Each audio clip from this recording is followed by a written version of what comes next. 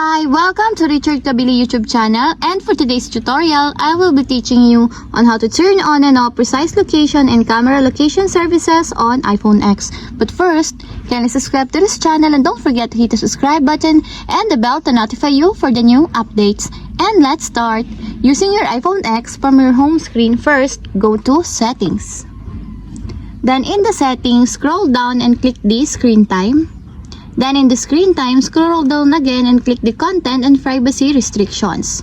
Then after that, in the content and privacy restrictions, go to privacy sections, then click the location services.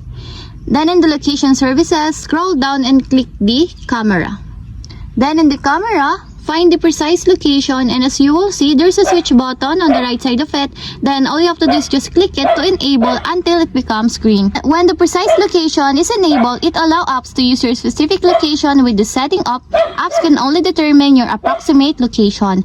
And if you want to disable, just click again the switch button. And that's it. We have successfully turned on and off precise location and camera location services on iPhone X. If you have a question, kindly comment down below, and don't forget to hit the subscribe button and the bell to notify you for the new updates. And thank you for watching!